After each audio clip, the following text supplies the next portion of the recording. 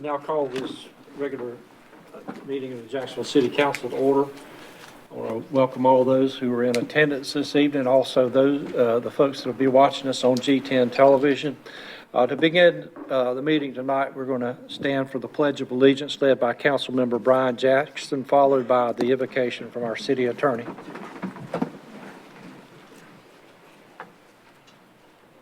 Pledge allegiance to the flag of the United States of America and to the republic for which it stands, one nation, under God, indivisible, with liberty and justice for all.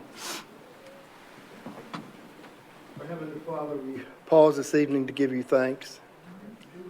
To give you thanks for this day.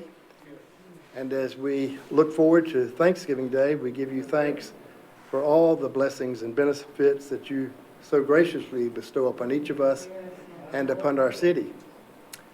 We give thanks that you brought us through another hurricane season with no major storm.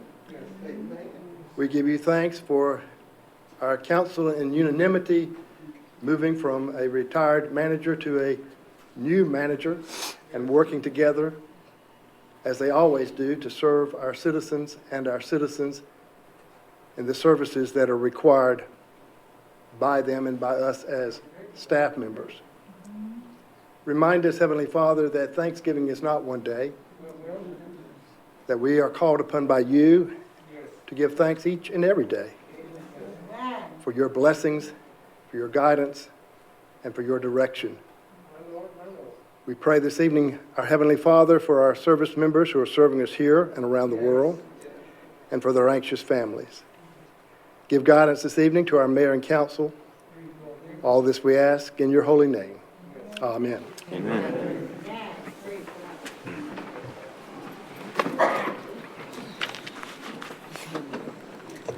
Oh, yeah, I see. Okay, thank you.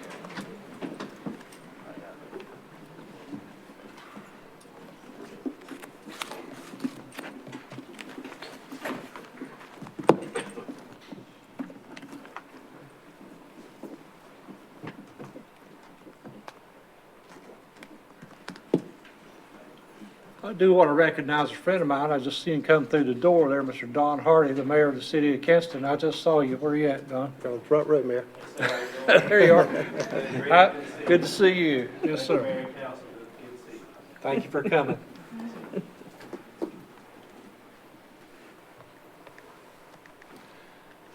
Council, we have a copy of the agenda for tonight's meeting. We have a little change in here. We're going to take number 6 off of the agenda for tonight, and we're going to have to move it to a different date. And we're going to take number 9, which is SOAR's report to council. We're going to move it in that position to numbers. It'll still be number 9, but it'll fall in the 6th place. So with that, I would entertain a motion to adopt the agenda. Move approval with the discussion item of number 9, moving to the consent item for number 6, and eliminating number 6, the town center exemption. Second. Okay, we have a motion and a second. Is there any further discussion? Hearing none, all in favor signify by saying aye. Aye. All opposed? Okay. So we have an agenda. Next, we have a public comment for this evening, and I've had a number of people sign up for public comment. And I know the top name on the list is Mr. Ernie Wright, former county commissioner Ernie Wright. Yes.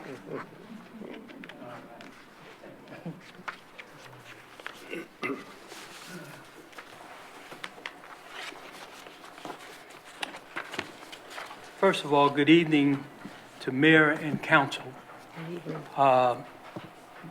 I just have time to spend just a couple minutes talking about the ward system and redistricting. I first of all would like to thank the Mayor and the Jacksonville City Council for their unanimous support regarding the ward system that's been in place for over 32 years. And there's been peace and harmony, and it's so ironic. It's during Thanksgiving time that I bring these greetings to you and thanks to you. we had 7 citizens of Jacksonville on the redistricting committee. Mr. Hargett, Mr. Spring, Ms. Burgess, Mr. Rogers, Mr. Maddox, Mr. Johnson, and myself. While we were seeing what is proper for the city of Jacksonville, we felt that race and politics had no place in our decision. We merely looked at numbers. To be exact, 17,000 in 4 wards. We had to somehow, within a 5% or 5 one way or the other, try to match those numbers in each county, which we, and I'm very proud of my committee, and I'd like to thank them, successfully did. So we were able to carve out 4 wards are pretty much equal people.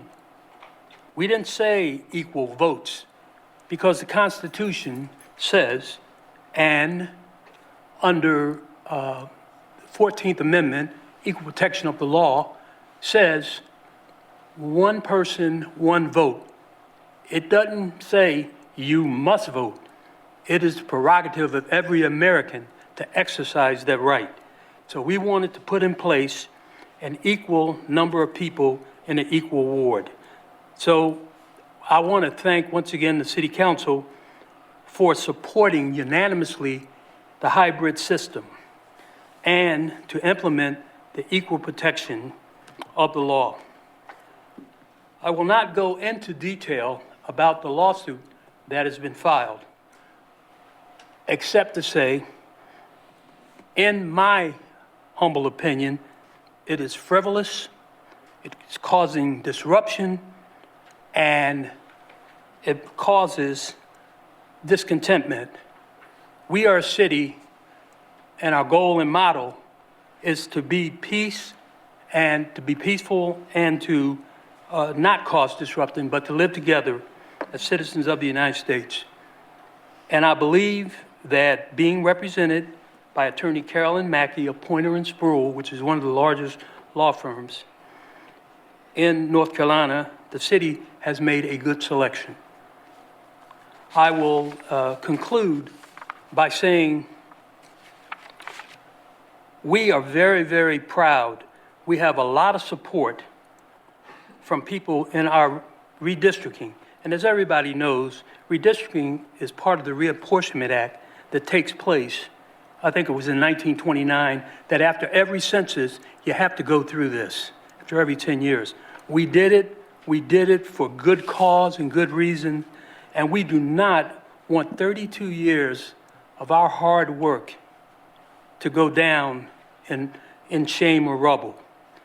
We, members of the Voting Rights Task Force, will fix tight our legal shoes, and we're going to see this thing through to the end, and we're proud of the city, and we thank the city for their unanimous support of the ward system. Thank you. Thank you. And happy Thanksgiving. God bless you. God bless everyone.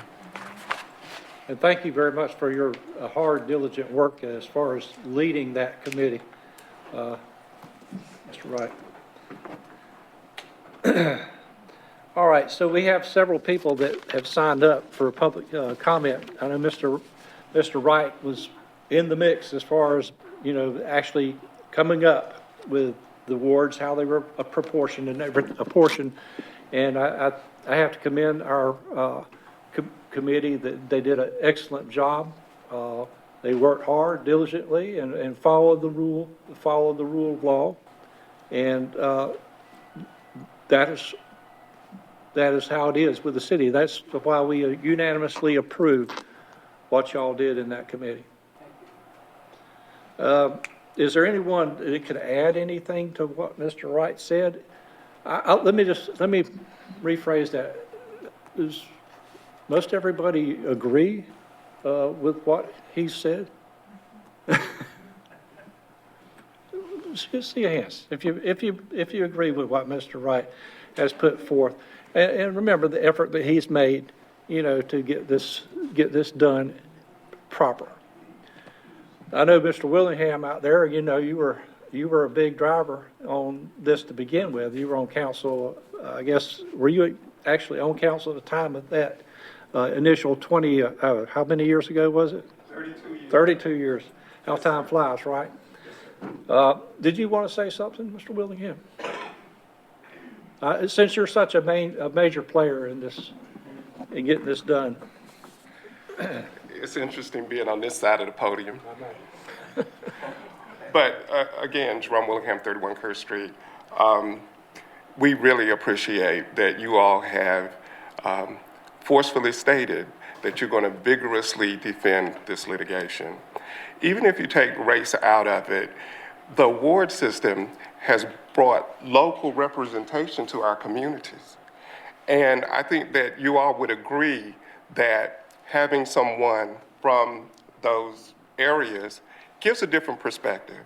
I can attest, and I think you all would agree with a lot of the accomplishments that we made, particularly downtown, came from having a different perspective.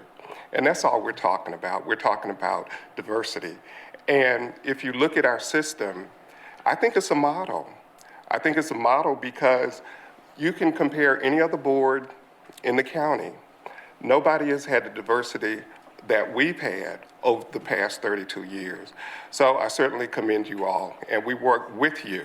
We may, Ernie's our spokesman, and he'll be in charge of whether we participate in the litigation. We might do that. But we're going to work together on this, and I think that that's for the best interests of the city of Jacksonville. And I know we have a ceremony coming up, and I'd like to state my appreciation for the accomplishments of Dr. Washington. I think she's a role model for participation beyond the city level, because you all know what she's done with the National League of Cities and for the recognition that she's about to receive. Michael Lazara was in that vein on the state level. And so when we can take ideas from Jacksonville and take them across the country, and we improve in the nation, because we've had resolutions that came from Jacksonville that were passed by the National League of Cities. And we've given presentations on the model programs that we've had in the city of Jacksonville in affordable housing, in our the holiday that we had. And so this is just very important that we represent our neighborhoods, but we also represent the nation and the state in how we participate on the level that you're doing. So we appreciate that. Well said, thank you. I know a lot of folks signed up to speak, but we've got so many people. I would really like to give everybody an opportunity, but if there's something you can add, that's great. I would ask you to please raise your hand if there's something you want to add. Mr. Ewing, I see you back there.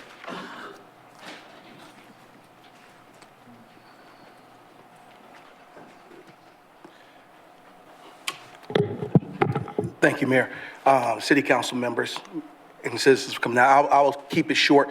I agree with what Mr. Wright said. I do want to tell you, I want to explicitly state to you all that the Onslow County NAACP stands behind the fair way in which our city comprised the redistricting committee, the work that the committee did, and we are here to stand in solidarity against any opposition to keeping the progress that we have made in this city and in the Onslow County in place. That's it. Thank you. Thank you, ma'am. Anybody else can add anything? Carmen?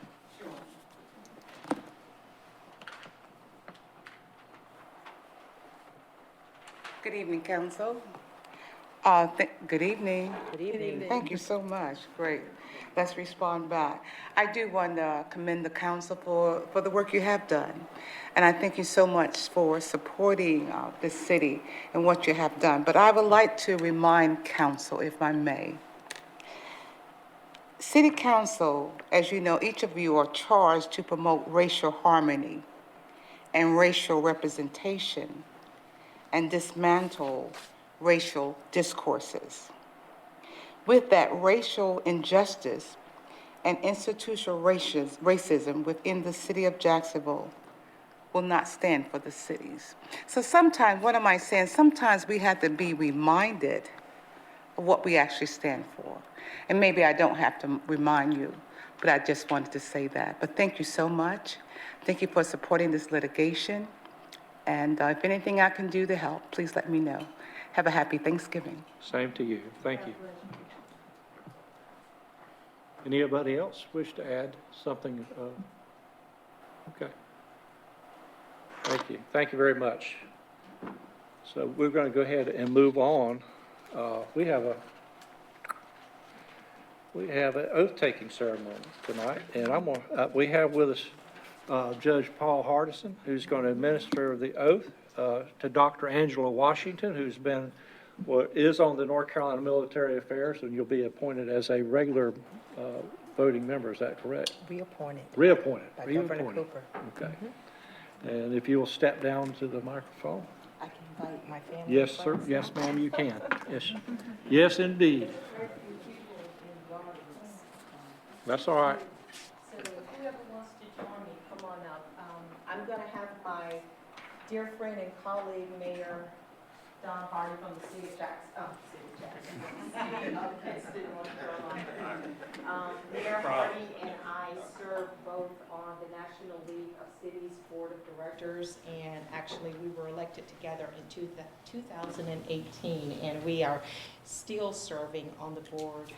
So it is truly indeed an honor and a privilege to represent this great state of North Carolina and to represent the faith and the leadership that Governor Cooper has, not only to appoint me, but to reappoint me as a governing commissioner on the North Carolina Military Affairs, and also because I am a Department of Defense educator, a school teacher with the United States government. Secretary of Defense, Lord Austin, is really ultimately my supervisor because the Department of Defense schools come under the Secretary of Defense of this country. So I stand on many shoulders of many different people, many different ancestors who came before me to pave a way that tonight I have an opportunity to take the oath of office, not only to represent the city of Jacksonville, but also to represent this great state of North Carolina. So thank you. Jerome, come on up. You gonna stand over here? Please go slow, because I have a lot to recite tonight. Right hand. All right, yeah, right hand on the. You sure? Raise your left, yeah. I think you place your left hand on. Left hand on the button. Look at your oath of office. Okay. If you will repeat after me, I state your name, I, Angela Jewel Washington, do solemnly swear do solemnly swear that I will support the Constitution of the United States. that I will support the Constitution of the United States. I, and state your name, I, Angela Jewel Washington, do solemnly swear do solemnly swear that I will be faithful that I will be faithful and bear true allegiance and bear true allegiance to the state of North to Carolina the state of North Carolina and to the constitutional powers and to the constitutional powers and authorities and authorities which are or may be established which are and may be established for the government thereof, for the government thereof, and that I will endeavor that I will endeavor to support, to support, maintain, maintain, and defend and defend the Constitution of the said state, the Constitution of the said state, not inconsistent with not inconsistent with the Constitution of the United States. the Constitution of the United States. I, and state your name, I, Angela Jewel Washington, do solemnly swear do solemnly swear that I will well that I would well and truly and truly execute the duties of my office execute the duties of my office as a member of as a member of the North Carolina the North Carolina Military Affairs Commission Military Affairs Commission according to the best of my skill and ability, according to the best of my skills and ability and according to law, and according to law. so help me God. So help me God. Congratulations. Thank you.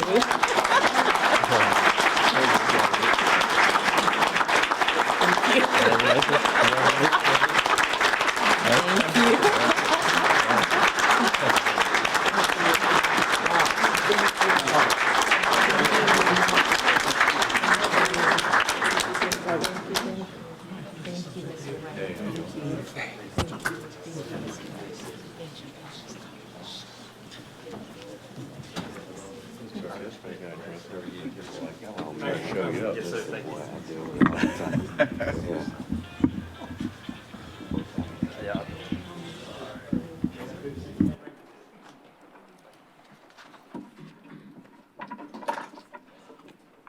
Before we proceed, I want to thank everyone who did come out tonight to show their support of the council's action in regard to the redistricting. Thank you very much. We have the adoption of the minutes and the consent items, and this is a workshop, minutes from a workshop that occurred on November 9th, 2022, and there's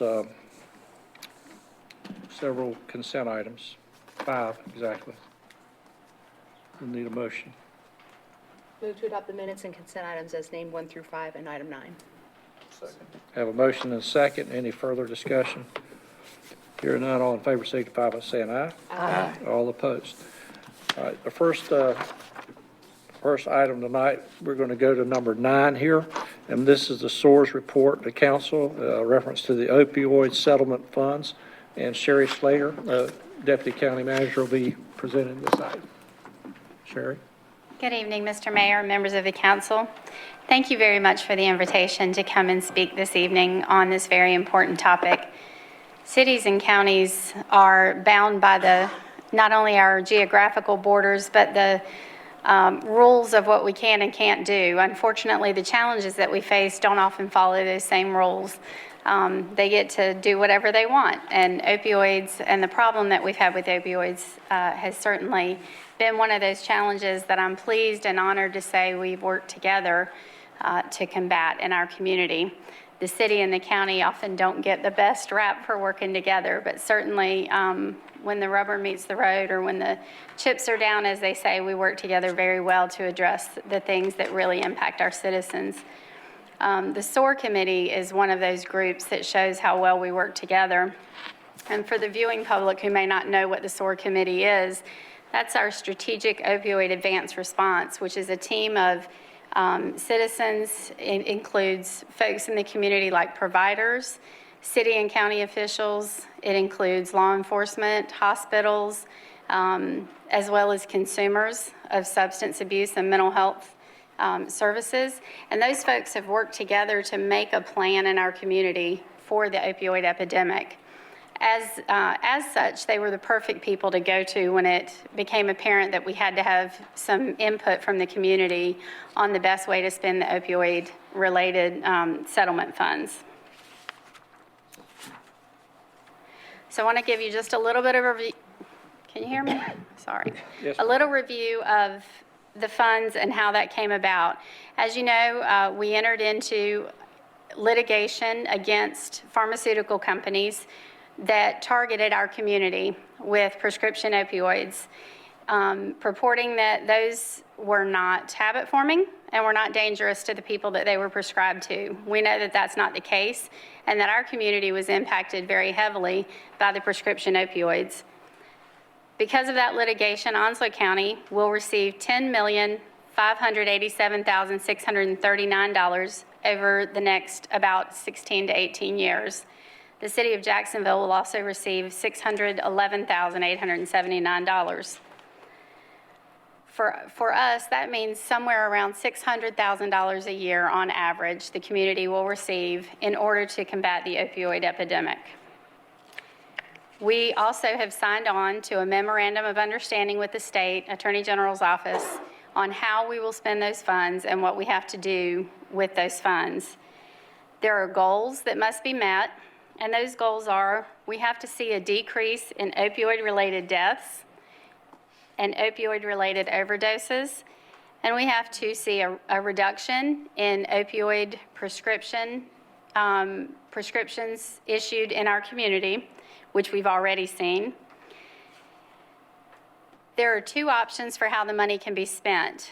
Option A allowed for 12 strategies that can be used, and option B allowed for 124 strategies, but required extensive studies to be done, required planning, a gaps and needs analysis, extensive stakeholder input, would take much more time and a good deal of the money to implement those strategies. So Onslow County opted to go with strategy A, with a little bit of a caveat that we also felt like the community input was very important. And as we have the SOAR team already in place, we decided to use that team to gather the input we needed to make the best choice for how we would go forward. The SOAR team has grown in number because of its importance and because of the passion in our community to address this topic. And so we decided to take a subgroup of that team to address this issue.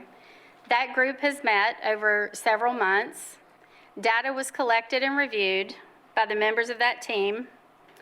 Again, the subgroup consisted of providers, consumers, law enforcement, city and county officials, veterans groups, Onslow County schools, human services such as the Department of Social Services and Public Health, hospitals, the free clinic, and other nonprofits were included. We collected data from the community. We identified the complete continuum of care that we believed was necessary to meet the needs of our community. And then we identified where the gaps were, because we know we lose people when they fall through the cracks. We identified those needs, and then we took the strategies that were recommended in option A, which was the 12 strategies, and we ranked them in order of importance based on what we thought would best meet the needs of our community. And those recommendations are followed. Those recommendations follow. These come directly from the language in the Attorney General's Memorandum of Understanding. The first ranked item was early intervention services for adolescents and teens. We know that we can't do anything if we don't reach our youth, and we know that the age in our community, our average age is very young. It's 25. And if we're going to reach people before they get addicted, we're going to have to reach them in school. We must have 24-hour access to services. That's something we are missing in our community, and we have strived to meet that need. We have better services now than we've had in many, many years, but we still have gaps there. Timing is everything when we're dealing with addiction, especially an addiction as strong as an opioid-related addiction. And if someone is ready to get services, we need to be able to get them to services quickly. So 24-hour services is a must. They must be evidence-based services. If you work in any field, as Dr. Washington works in education, she would understand that evidence-based services and evidence-based practices are things that make that are proven. We know that they work. They have science behind them. So we want to work with those things that are evidence-based. The current wait time for services in our community is up to 2 weeks for the types of services we're talking about. That is completely unacceptable if we're trying to get people off of these drugs to help them beat their addiction. I think I might have gone one slide too far. So having the 24-hour, 7-day-a-week access, as well as access to the detox services is critical.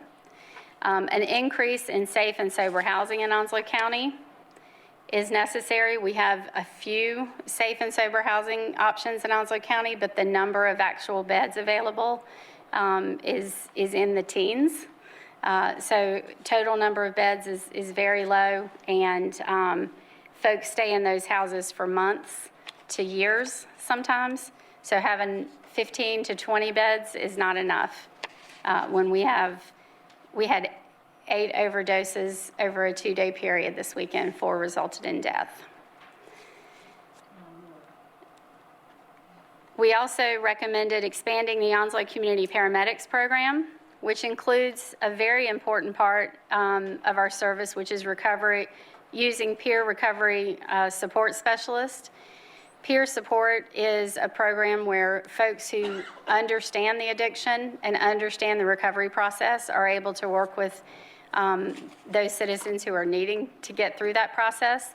They can meet them where they are, literally. They can go out in the community. They can text with them at all hours. They can pick them up and get them to appointments. They can remind them about appointments. All the things you need someone to do, very much the language that that probably is more common to folks is the AA language of a sponsor, but sort of that thing where you have someone you know you can call. Again, we know that we lose people when they fall through the cracks. And when we have a system where you wait 72 hours to 2 weeks for an appointment, we have a lot of people falling through the cracks. The other thing these peer support and our community paramedics do is follow up on Narcan reversals. Narcan can be a very controversial topic, but the truth is, if we don't keep them alive long enough to convince them to go to treatment, we don't have anyone to treat. So if we can meet those folks at the time when the reversal is done, if we can get them into treatment that night, that's wonderful. If not, we go back and see them again the next day, and we'll keep going back to see them until we can hopefully talk them into going into treatment. And that goes back to the earlier slide where we have to have access to that treatment in order to be able to take them when they finally agree to go. We want to ensure that they get into those, that we make those referrals and they're able to get into that treatment. Medication-assisted treatment is very successful with opioid disorders.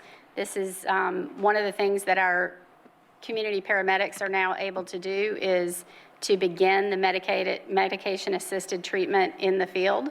So they can go ahead and begin, put the person on the medication, start that system, get them more comfortable so that their cravings and urges are lessened, and hopefully keep them from using again until they get to that next appointment, because we don't have that 24-hour access right now.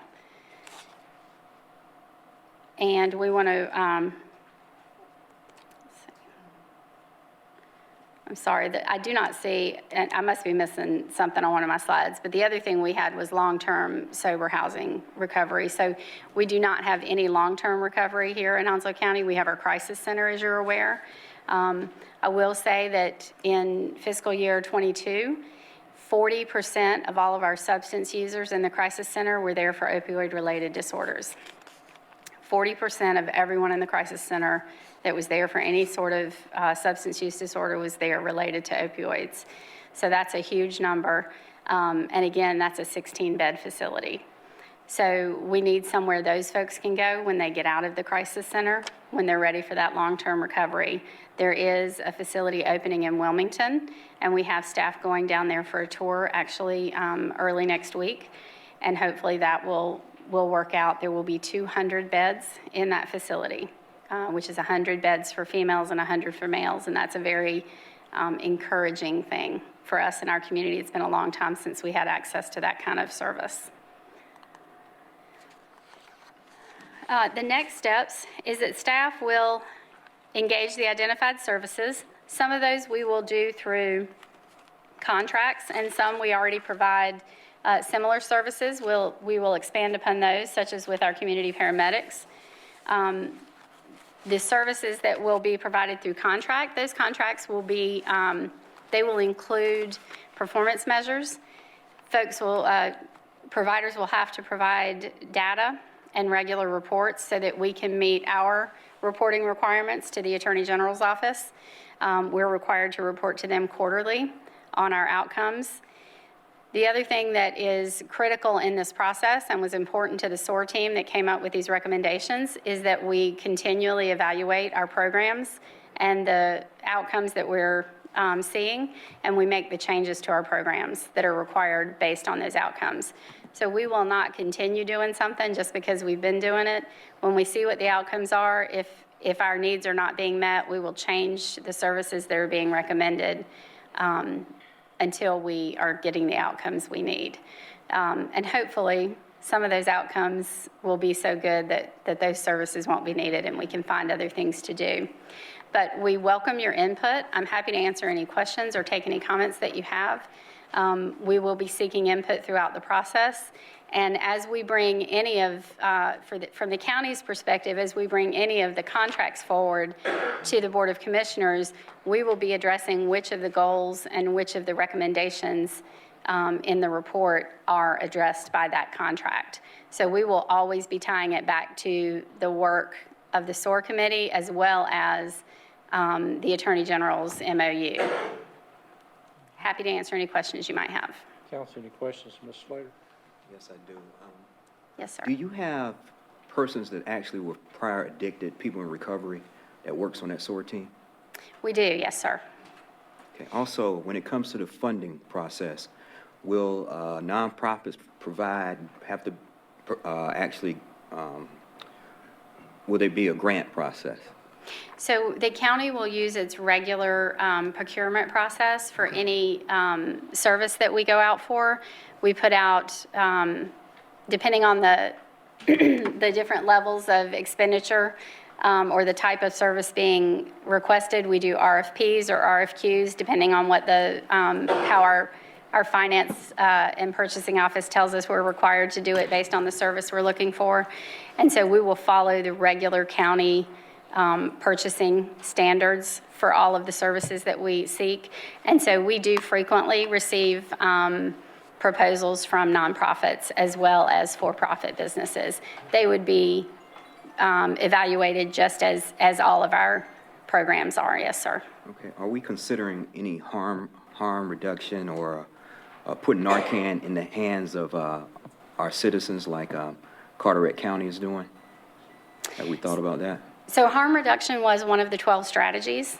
And the group felt that based on the amount of access currently in our community to harm reduction, that was not our highest need. What we did as a part of our process in reviewing the data, we looked at the total continuum of care that we thought was made up the perfect system, if you will, and where the gaps were for Onslow County and Jacksonville. And in looking at those gaps, where we could fill those gaps with the 12 strategies, and then we rated those, rated those in order of what we thought were the most critical. And so the ones that I've brought you tonight were the 5 most critical, according to the group. And the harm reduction was not listed as one of the most critical based on the fact that harm reduction is fairly available in our community right now. As we move forward, there may be less harm reduction available through other grants and through other programs. For instance, currently we get a lot of Narcan through Trillium. We get it through other grants, SAMHSA grants that community paramedics receive, things like that. So when those grants run their cycles, or when Trillium is unable to access those for us and deliver them to us, those may be changes to our system.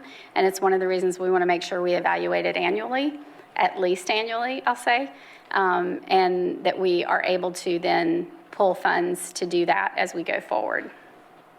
Does that sort of answer it? It does. Okay. I'm glad to see what SOAR does because it allows a lot of collaboration, and that's the only way we're going to be able to, deal with this problem going forward. So, Yes, sir. yes, thank you for the work you're doing. Thank you very much. Anybody else? Just my clarification, the beds down in Wilmington, they would be the next step up from the Dix Crisis Center, which is a short-term, and then we would have access to that down Yes, in sir. Wilmington, is that correct? That is correct. So they are the next step up. They also will have a detox center themselves. So they will have a small number of beds that are detox, and then their larger contingency will be regular long-term beds. And that facility is an 18-month-ish facility. And I say that because everybody's journey is different. And the speed at which you go through something is your own, or the pace at which you go through it is your own. But they anticipate someone who stays the course for the whole program will be there about 18 months. Are we going to be asked to, by Onslow County, are we going to be asked to participate financially in that? So there are different options for that. Trillium is certainly funding some portion of the beds at the Healing Place. Also, Onslow County is considering funding through the opioid settlement, some beds at the healing place. And there are other ways that they will receive some funding. It is a very cost-effective model as these things go. It's extremely cost-effective for the type of model it is. But yes, there are definitely opportunities, as you would say, to fund this program. But it is, we are sending our citizens through Trillium now to a similar program called Healing Transitions in Wake County. So this would be a closer program, and we're funding this one way or another. It's just kind of where we fund it and what we fund. And hopefully this is an opportunity to have these folks in a place where they will actually get back on a firmer footing than a 3-day stay at the crisis center will get them. Is it a first come, first served, or is it, are we allowed a quota, or what's the procedure So there? there is some depending on how you, their intention is not to turn people away. So, but also if you have some beds reserved, you will get top choice if you're sort of both at the door at the same time. Sounds encouraging. I mean, it really does. We've very encouraging. known that was we needed that next step, and thank you for pursuing that and seeing what might be available for our citizens. Thank you. We're very excited about the facility in New Hanover County, and hopefully we'll start to see the impact sooner than later. It is slated to open next month. I've not heard anything that said they're not going to. So we hope to see that start taking residents soon. Mr. Parker, you had a comment. Ms. Slater, we have 3 representatives, I believe, on the Source Committee. Tracy Jackson of Neighborhood Improvement Services, Dr. Gilbert, and you're going to have to help me with the third one. Heather, whose last name is escaping me at the moment, but she works... Perkins, thank you. She works with the chief at the police department on the COSAP grant. Okay. And we have, or the finance department has a little over $75,000 in hand now from the opioid settlements. We've gotten notice the other day that we may get another 25 in the next month or two, so that'll give 100,000. There's no action required of council this evening. We will, management, the chief, and all of us will get together with Sherry and others and come back with a specific proposal.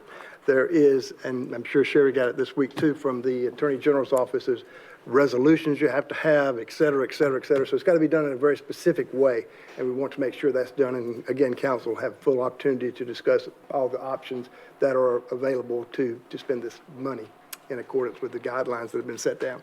And I will add, based on Mr. Carter's comment, we were able to present to the Attorney General recently. He came to town, and some of you all were there, and we were able to present our process. We didn't have our full report ready, but we told him what our process was and what our plans were in general, and he was very excited that we had not only moved as far as we had through the process, but while we accepted or we selected option A, which is to go with those 12 tried and true sort of strategies, we also sort of took a chapter out of the option B book and did a good bit of community involvement and stakeholder involvement in our process, which wasn't necessary by their standards, but certainly necessary if you want to do a good job. And so we went the extra step and made sure that we had that information and had that community involvement, and did our own sort of gaps and needs assessment based on those folks who were most involved and most in the know of what's actually going on in our community. So as Mr. Carter said, Dr. Gilbert was there. We had our law enforcement folks there. We had our community paramedics there. We had all those folks who see this every day. And they were there sharing their data and their most up-to-date information on what's actually going on and what we're seeing every day. So I think that we had a great group. We had a very passionate group, and most of them came to the Attorney General's presentation as well, and were there to support and show him that they were very involved and very committed to this process. So it was a good group. It's a good group, and they're very committed. Question. I'm so sorry, but I know that this is not our time to talk. But I heard her speaking, and the only thing I want to ask is this. Why did she not say, we need what they got in Wilmington here? All this that's going on around us, instead of, I know you're going to look at the place in Wilmington and use it, but you needed to tell them, we need it here. Because this is a sad situation that we're dealing with here. It is sad, and we're constantly looking at services that we can pull in. We have worked with multiple communities in order to get the crisis center here, which is just 16 beds. And it was, to say an uphill battle to get 16 beds approved for our community is an understatement. It was an uphill battle and took us many, many years to get the 16 beds approved. So I do not disagree that we may in fact need something like that here. I would say that we start, the worst thing you can do, much worse than not having it here, is starting it and having it fail. And so the better part of valor here is to take the time to make sure that we know exactly what is going on at this facility in Wilmington. We start the process by helping them get off the ground and be successful. We use them and see how they're working. And then at the point that we understand what their successes and their challenges are, we figure out how our community can emulate that, if that's our next step. What's the annual cost for Dick's Crisis Center operation? Sir, I don't have it in front of me right now, but it's somewhere in the neighborhood of $4.5 million a year. And about how much, I don't know if you've estimated, would that 200-bed facility actually, you know about the possibility of their operation costs? I do not. I'm sorry. I don't have that deep knowledge of it. I can find that out next week and share it with you, but I don't have that with me. All right, thank you. It is a nonprofit, though, so that would be readily available. Thank you, Sherry. Thank you. If you all have a wonderful Thanksgiving. Thank you. Yeah. All right, so we're going to recess for a few minutes before we go into these other items here. I know some of you came for the presentation tonight in the swearing-in ceremony. So we're going to take a few minutes to pause and let you retreat. You're welcome to stay if you want to, but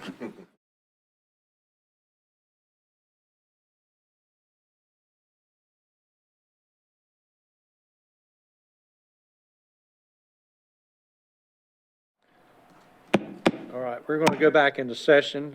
We're coming to item number 7 on the agenda for tonight's meeting.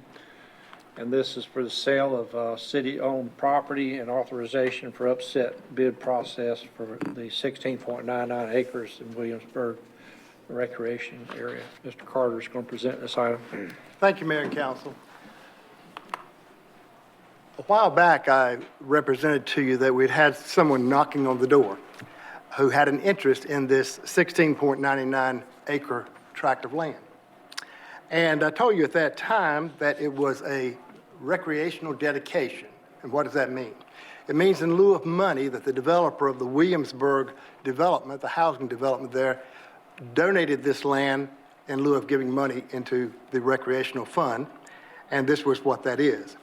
Now, under the law, you can sell that property if you so desire, as long as it is used for recreational purposes nearby. And as you'll recall, kind of right across the street in that general vicinity there is 400 acres that the council just purchased. You asked me at that time to go out and get a MAI appraisal, a commercial appraisal.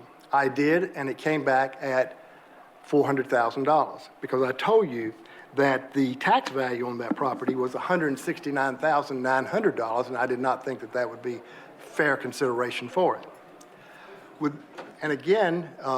that knowledge, I gave that information to the person who was making the offer, and that person went out and got their appraisal done. And that appraisal came back in at $288,000. Couple of things about, and both of those appraisals there is a 1 acre, let me go to the next slide here.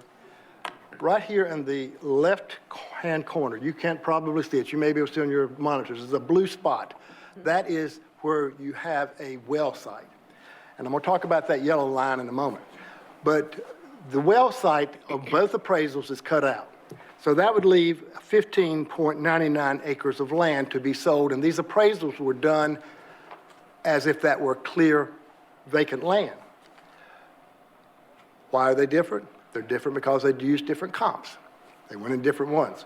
Actually, the 288 used, if my recollection is correct, they used the comp was the sale that the city did to buy the 400 acres as one of their comps. But the offer has been received for buying the 16.99 acres minus the 1 acre, which would be cut out by a survey, at $288,000. And the reason that they say that they made that offer is because there is a challenge on this property, and that challenge is the yellow line. The yellow line represents a water main that runs through that property. The offer that is before you tonight to consider has indicated, number one, that they would leave the water main there and put parking and landscaping over it, which are allowable uses. You could not put a building over it. Or if they had to move it, they would move it at their own expense. I've had city staff to look at the cost of moving that line. Moving that line is in excess of $100,000 plus dollars. Now, I add the plus to it because the number I was given was even higher than $100,000. It's significant. It would be our hope if this sale goes through that that line is not moved, because no one wants to move lines once they're in the ground. And one of the conditions of the sale, if you approve it tonight, would be that there would be a 20-foot easement over that line for us to go in and do any kind of repairs and so forth if that were necessary. And if the line is moved, say to the perimeter of the property, if it had to be moved, then the owner would do it at their own expense, and they again would give us a 20-foot easement over that to do any kind of maintenance work or replacement work there.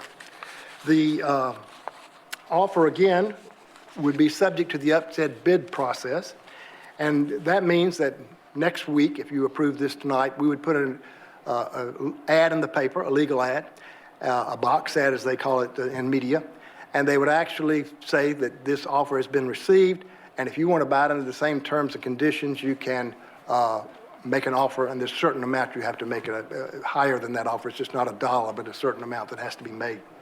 We do have in hand the necessary deposit, which is a 5% deposit of $14,000 and some change that had to be made to make this a valid offer.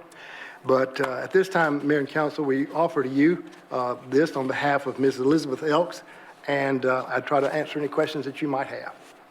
Council, any questions of Mr. Carter on this matter? Okay, there's no questions. You're being asked to consider the proposed offer to purchase and a resolution for upset bid process. Can we get a motion? I'd like to make a motion to approve the offer to purchase and adopt a resolution authorizing the upset bid process based on staff recommendation. Second. I have a motion and a second. Is there any further discussion? Hearing none, all in favor signify by saying aye. Aye. All opposed? Thank you, Mr. Carter. Thank you, Mayor and Council.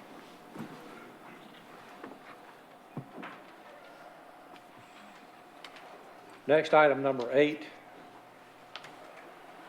is a public hearing on rezoning from neighborhood commercial to corridor commercial conditional at 1915 Gum Branch Road.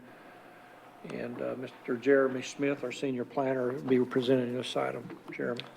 Thank you, Mr. Mayor, members of council. Again, agenda item 8 is a map amendment, or in better terms, a request for rezoning from Mary S. Crudis. This is a request for three parcels at the corner of Gum Branch Road and Plantation Boulevard. Note before you the location on the aerial photography. It is adjacent to Catalyst Church, is the larger property to the northeast. This is the current zoning of the property. Neighborhood commercial, again, identifying the 3 parcels Ms. Crudis has applied for. They total together 1.75 acres. You will note surrounding that property, the property owned by Catalyst Church is also zoned neighborhood commercial. We took this request to the Planning Advisory Board last Tuesday night, and they had quite a discussion on it. Prior to getting this in front of them, we did not have an opportunity to speak with the church about their property, but at that time, staff was recommending to rezone their property as well, the property that surrounds Ms. Crudis's property, to CC, just as she was requesting to rezone hers. However, Planning Board, due to not knowing the church's stance on it, made a recommendation to just approve her request, the 3 parcels. Since that time, let me back up real quick. This is the Camel Lane use map in the area. The church's property is identified as public, while the Ms. Cruz's property is neighborhood commercial. Again, the proposed rezoning, the original proposal was to corridor commercial and would be supported by the current land use, future land use. This was Ms. Cruz's original request. Again, her 3 properties proposed to be zone CC, and this is as Planning Board recommended it, to change her properties from NC to CC and leave the church's property. This map represents staff's original recommendation to rezone it along with the approximate 1.84 acres that Catalyst Church owns. However, due to Planning Advisory Board's discussion last Tuesday night, the applicant has amended her application and changed it to corridor commercial conditional.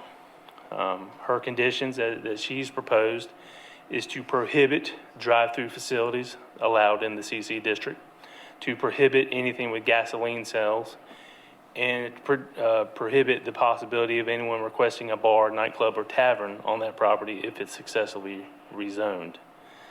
With that in mind, I would like to let council know that since the Planning Board, staff has revised their recommendation and is now recommending just to rezone her 3 parcels of property to corridor commercial conditional, with 3 conditions that she has proposed, along with findings of fact A through J being found in the affirmative, and that the rezoning advances the public interest in creating more development opportunities. Representatives from Tidewater and Associates, the applicant's design professional, and staff are happy to answer any questions that the council may have. Any questions of Mr. Smith? Well, I'd just like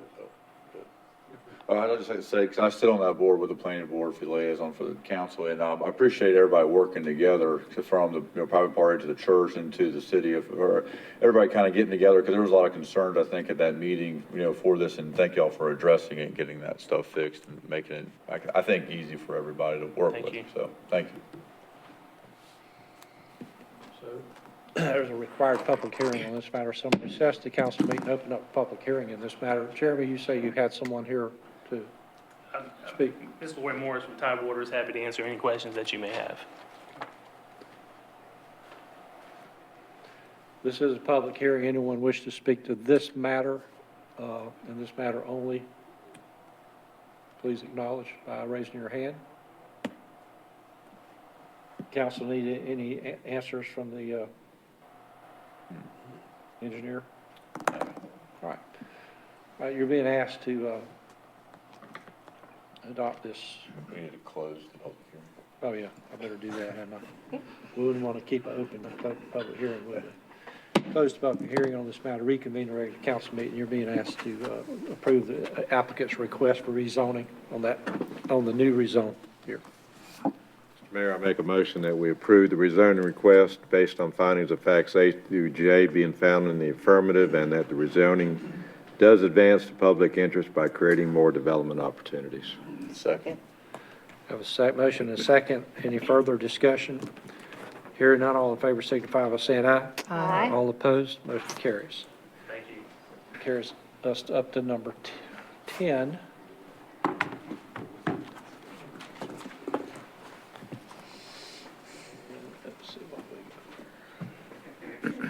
This is a possible unified development ordinance text amendment dealing with utility pond fencing, and Ryan King will be presenting this item. Ryan? Good evening, Mayor, Council. Back in September, staff stood before you here at the same podium to discuss some possible changes to the Unified Development Ordinance as it relates to the fencing requirements around utility and amenity ponds. Our concerns are litigation concerns, public safety, development opportunities, aesthetics, and costs. So as a result of that meeting, we went back and we polled some neighboring communities, Oswego County, New Bern, Morehead City, Fayetteville, and Wilmington. Our findings found that there's no fence requirements for any of those 5 places that we polled, with the exception of Wilmington. In Fayetteville, there are some standards, more like historic standards, but no general stormwater rules. When we got I want to show you some examples of all these different municipalities as examples. But when we were having a conversation, some additional litigation concerns came up with one of the cities, and I'll get to that in a moment. But wanted to kind of go through and show what some of the examples are. This is here in Jacksonville. This is an old pre-vinyl fence with landscaping. This is in Porter's Neck near the Lowe's. It's the Porter's Neck Lowe's. Fence, no landscaping, just kind of grown up. This is Morehead City. No fencing, right next to the highway. This is on the other corner, right there by the Walmart in Morehead City. This is New Bern, near the Walmart. So they've got fence with barbed wire around this one. This is the Hampton Inn, I believe it is, in New Bern. You can see that they've got a fence on the parking lot side. We've actually had several requests of that here in town, like River of Life Church, for example. They have a similar situation where they put a fence up, a decorative fence, next to the parking lot, probably to try to stop kids that may take off running, so a barrier there. But on the street side, they chose not to have anything here at the hotel in New Bern.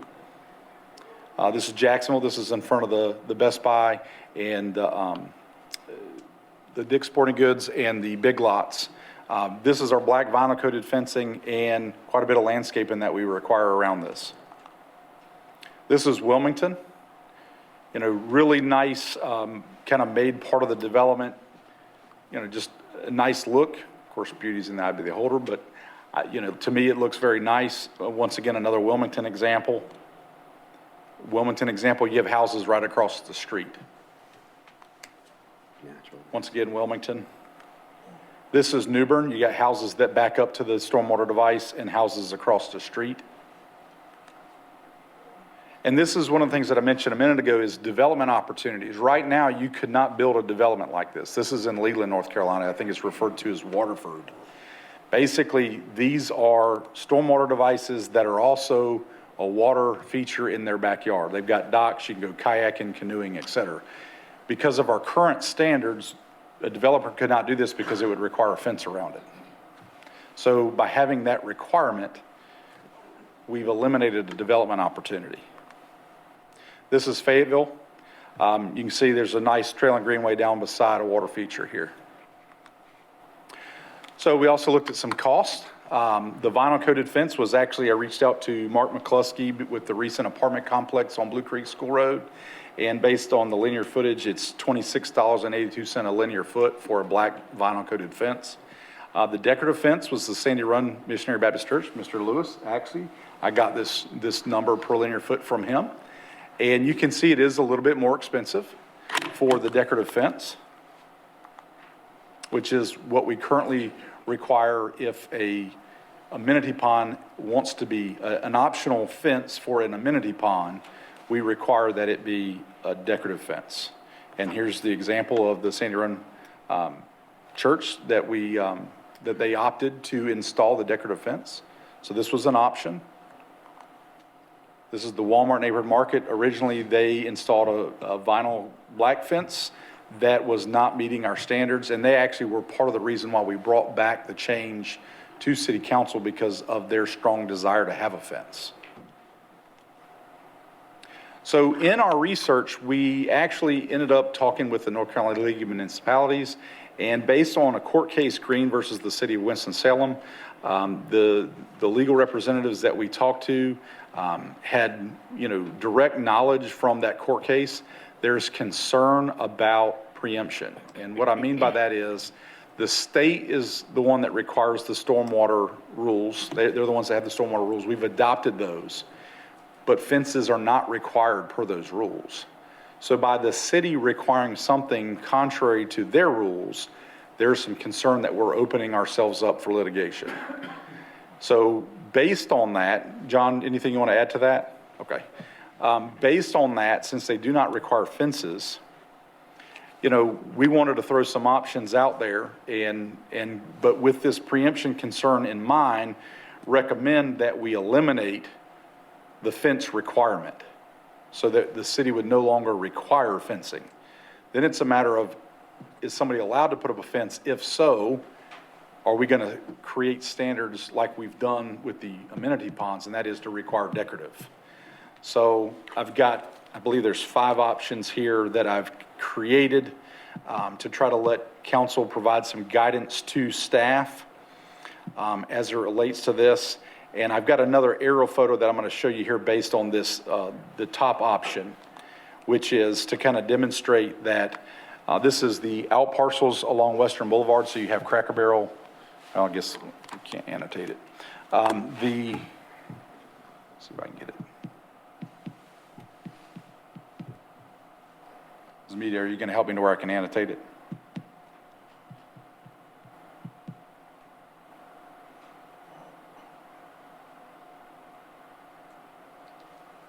Thank you. So that's the Cracker Barrel. This is the Sam's Club. So this line here where you see these out parcels, that's roughly a 250-foot line. So I thought that would be kind of a representation to where if council wanted to eliminate the fence requirement, if it's within so many feet, then that's kind of just an idea that we looked at was what's the depth of an out parcel, and they range between 250 and 300 feet. And if it's beyond that, require a black or green vinyl coated fence. If it's behind that line, if it's in front of that line, decorative. Another option would be just require decorative if anybody wants to put one. But staff's recommending that we eliminate the fence requirement, which opens up development opportunities and it eliminates the concern for litigation. But we're also suggesting that we require it be a decorative fence to kind of control how it looks. And based on the cost, it is more expensive if you opt to put a fence up, but in the grand scheme of things, it's not double the cost of the vinyl coated fence, but it is slightly more expensive. And we're seeking direction from the mayor and council tonight so that we can bring back a text amendment for consideration. Be happy to answer any questions that you may have. Council, any questions of Mr. King on the fencing? What about landscaping requirements, Ryan? You haven't made any suggestion here. Are you wanting to keep the landscaping requirements the same? We were not proposing to eliminate that, but that's certainly something that council could provide staff with direction on doing that. Well, does the stormwater requirements from the state require landscaping? They do not. Okay. And then you showed us a development that had water as an amenity in a housing area. If you had the landscaping requirements, that takes away from that opportunity there too, doesn't it? That's correct. But still required to have trees, is that right? So right now we've got a fence and a landscaping requirement. We certainly can look to make some adjustments. I would suggest that we keep the fence the tree requirement. We may consider dropping the shrub requirement, but I would suggest that we keep the tree requirement just from an aesthetic standpoint. Half the time the shrubs aren't kept up, or landscapers have mowed them over, and they're just not maintained very well. A tree, adds a lot more character and be there a lot longer, I think, because half the time you require the bushes, it looks nice when it gets developed, and then a couple years down the road, they're not maintained. They look worse than they probably would if you just left pure grass and trees. And that's kind of my thought behind leaving the trees but dropping the shrubs off. I don't believe that requiring trees, we're allowed to require landscaping. So I don't believe that creates a preemptive concern like the fence does. But I think that dropping the shrubs off and that would be a cost savings as well. But if you look at the pictures, they've got trees but no shrubs, and it looks nice, at least to me. And I think Councilman Sosa brings up a good point. You know, the weed eaters and the lawnmowers, the shrubs don't take too kindly to that. Besides the upfront cost, the fence actually causes more problems for annual maintenance, or any kind of maintenance. Even, you know, if you have to get a piece of equipment in there in order to dig the sediment out, in order to get your depth, in order to get your holding capacity back up, that fence is a problem. Right. And the landscaping can very well be a problem too, especially if you have shrubs, you're gonna have to destroy some in order to get in there. And I think, to me, the landscaping and the fencing kind of go hand in hand. I don't disagree with your comment about the trees. Maybe we don't need as many trees, but I'm a tree guy, so I do like trees.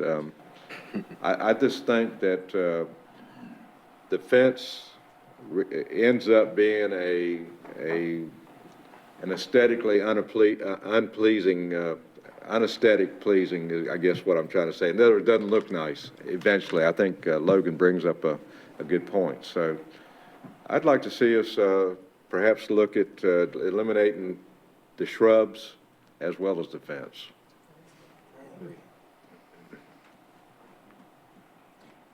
Are we going to allow a fence to be installed? And if so, would it have to be decorative or green or black vinyl coated? I mean, that's those components we would need. I think we'd always want to give the developer a choice. If they feel from their liability standpoint that they want to put the fence up, I think that should be at their option. You know, the decorative fence is a third as much. You know, that's not cheap.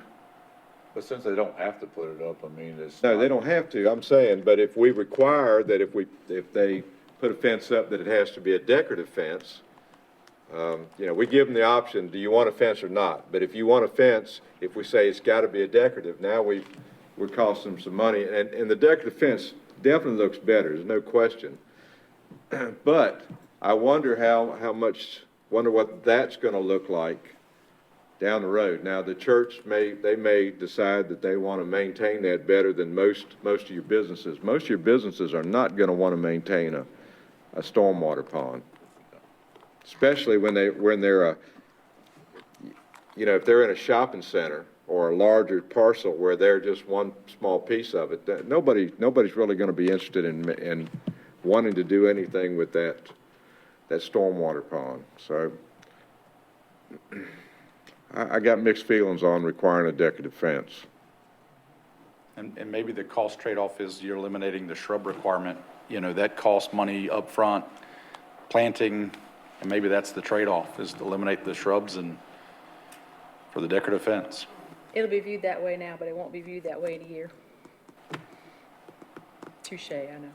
Probably the decorative fence is probably a little easier to maintain. You can get a weed eater underneath that decorative fence. You cannot do that with a vinyl fence. That's an issue, and it causes expense of mowings. It's an ongoing expense, and it just doesn't look good over a period of time. I mean, I personally have this fence in my house. I've had it for over 10 years, and it looks just as good as the day it was put in, and I've done nothing to it, you know. And it's easy to maintain, it's easy to cut, and that's why we chose it in the first place. So, I mean, it's super easy maintenance-wise, and I don't have any qualms with, you know, if they don't want to put a fence up, they don't put a fence up. But if they do, then they need to make sure that it looks halfway decent. You know, that I think that even though the decorative fencing is more expensive, I just think that with the choice of not having one being there, I think requiring a decorative fence is not that far out of the question. and if we get rid of the shrubs as well, that. Yeah, get rid of the shrubs. Big trade-off, yeah. Trees would be fine, but Because I think we should pick one way, because if we have, you know, one developer over here on A side, and he picks decorative, and developer B next door picks, you know, they want a fence too, but they want, to save some money, have chain link, it kind of doesn't make us look uniform throughout the city, and if we're doing that to move forward, I mean, I think we just should pick one and stick to it and go that way. I've seen a lot of these fences though that have been there for a few years. They look terrible. Yeah. And the chain link's hard because weeds grow up in them, grass grows up in them, and then they're either going to kill them with Roundup or just let them go. So, And it caused problems for the neighboring business a lot of times. I know over by the vet center, they were having an issue with all the foliage, you know, and like you said, the fence wasn't maintained also. So it's bad shape. Plus, it interrupts the flight plan of our friends, the Canada geese, that inhabit most of these ponds, but anyway.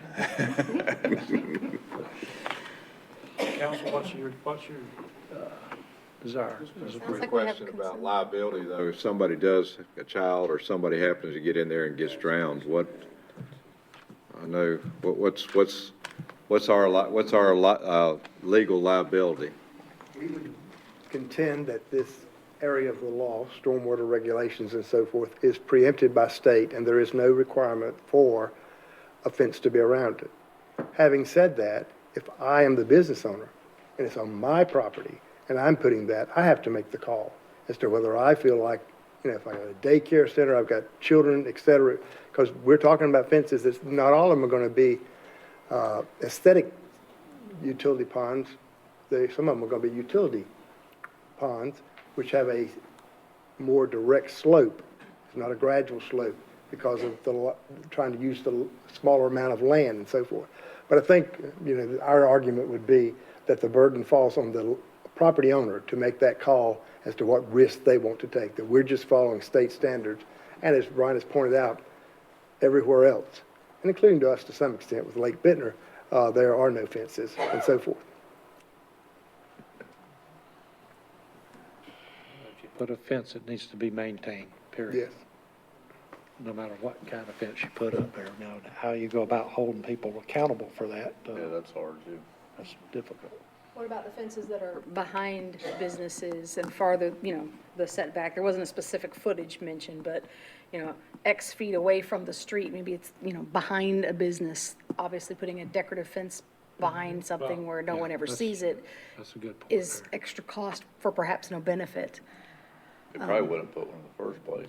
Probably would choose not to. Well, you could put something. Should there be a liability reason, like a school property or a You could make some type of exception there where the pond fronts or is fronted by a major thoroughfare or street or whatever. Yeah, then you would need to do something. If you're going to put a fence, you need to put something that's going to be presentable to public view. But you got a good point there about a utility fence as far as not I being take within credit the for it, but view. it was Ryan's good point. Well, I just remembered it. So, I mean, that's what I'm saying, if the concern is the street aesthetics, if we pick a 250-foot boundary, on this side, it would be a black or green vinyl coated fence, or maybe we just say it's got to be black, so that way they're all the same color. If it's on this side of the line, it would be a decorative fence, if they choose to install one that we're not requiring. We can make it 250, we can make it 300, we make it 500. I use this just because a lot of the out parcels we see, and you've got ponds in between them, but then you have a pond back here beside Sam's Club that's, you know, 500 feet off the roadway. And that's what I was thinking, because, I mean, that's right there where everybody turns in that shopping center. That thing's an eyesore if you drive over there. I mean, it really is. So, and it's not maintained, it's not kept up. So it's hard to judge where that 500 feet or 250, you know what I mean? It is, but yet then you have the pond behind the buildings that nobody sees. That shouldn't matter, in my opinion.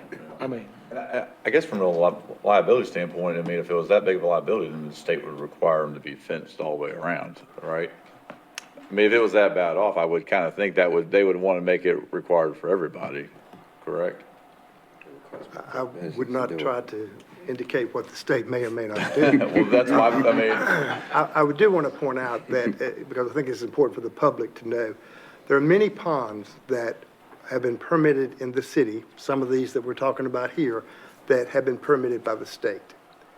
This was before the city started its own stormwater utility. The state would not allow us to take those ponds over and to police them. So I could think of CVS at the corner of Gum Branch and Western. I mean, it's just grown up. But again, they take ownership of those ponds and will not allow us to do it. I believe you'll know that our ponds, we do take, we're a good advocate, And if it's not being kept up to standards and so forth, then they need to get in. There are companies that are developing who go in and take out the sediment and so forth and take care of these situations in that situation.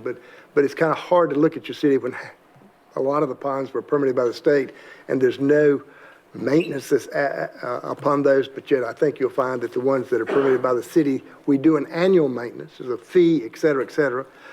Even on your HOAs, as you may recall, they have to do a fund where they pay in so much money, so the money's there to maintain those ponds in like Williamsburg, where they have an HOA and different places. But there's two types of ponds in the city, is my point. The pond there in front of Fire Station Number 2 on Gun Branch Road, for instance. Yes. I believe that should be a city pond, Mayor. Yeah, yes, it is. What style of pond is that? That's more than likely one with More of a rain vegetation garden? on the inside.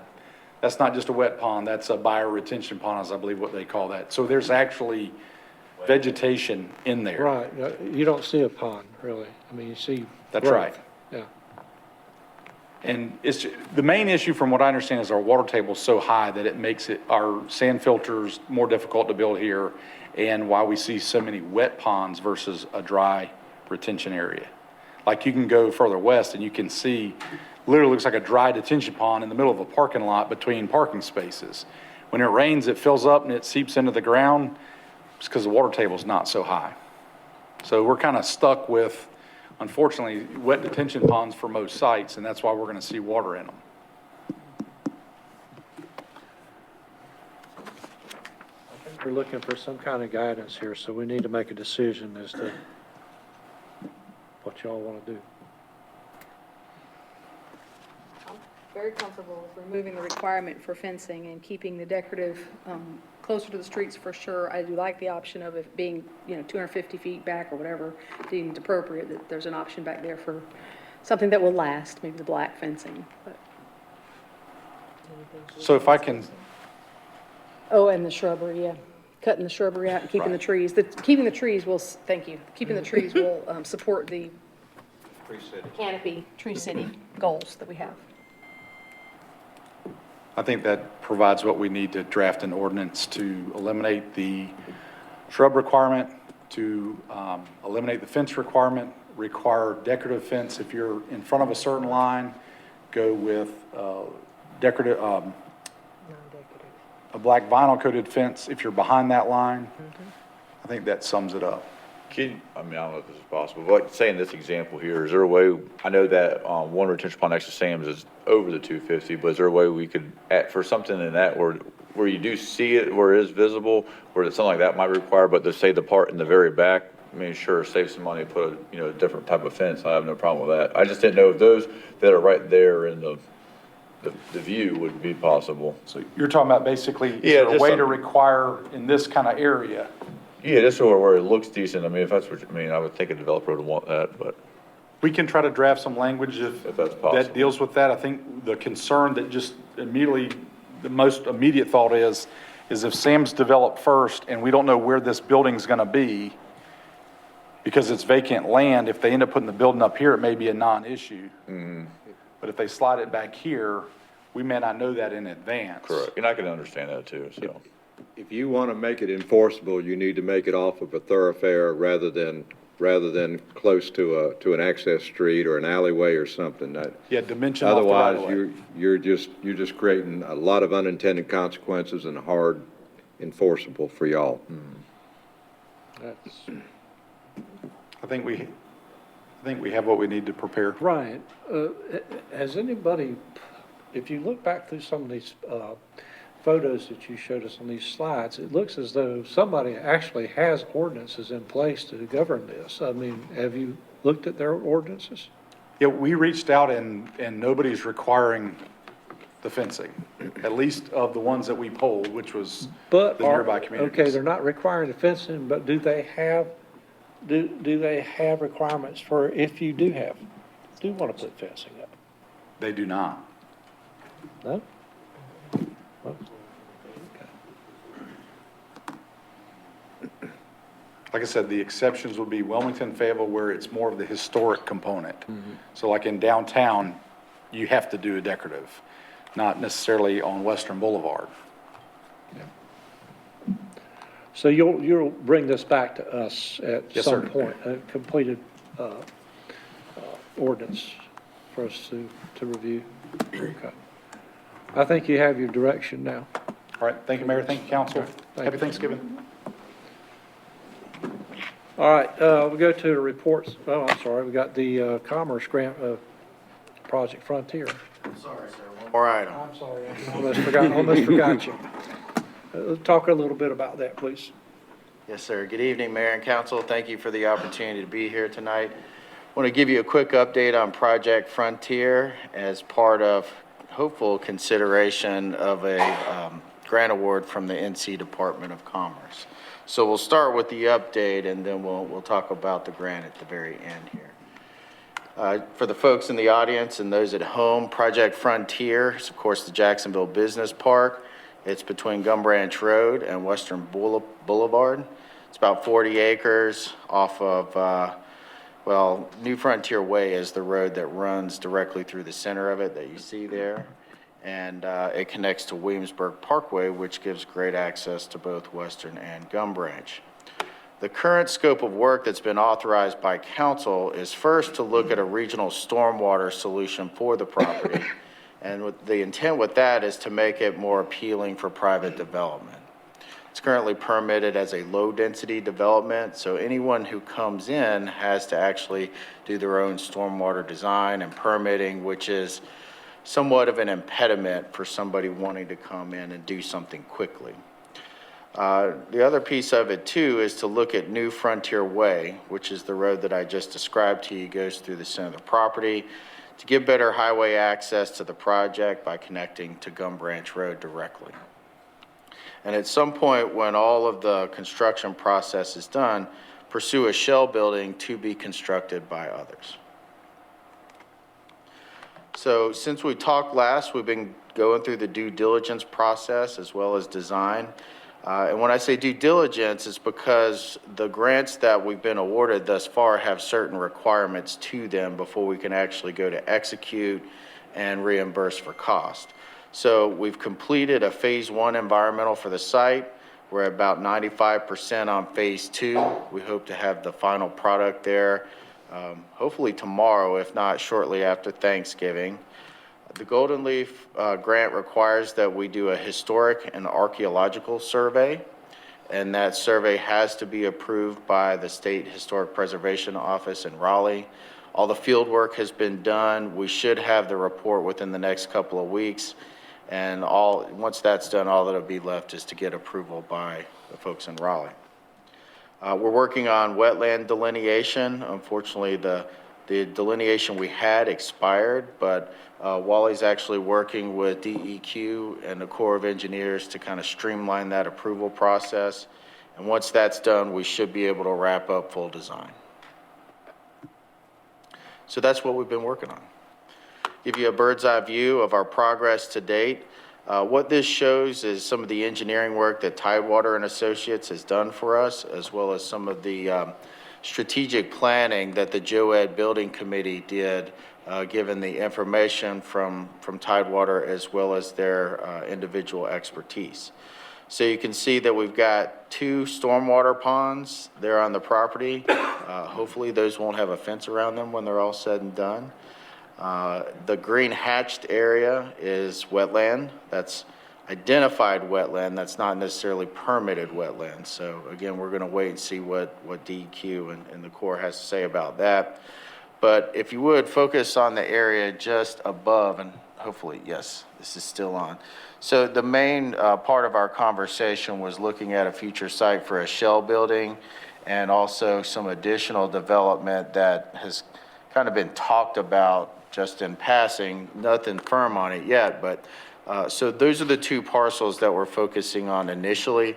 The main reason there is because it's tied to this individual pond, which is likely to be constructed first. And then as you can see, we don't have nearly as much wetland impact there, which gives us a higher level of certainty that we can actually go in and do what we want to do.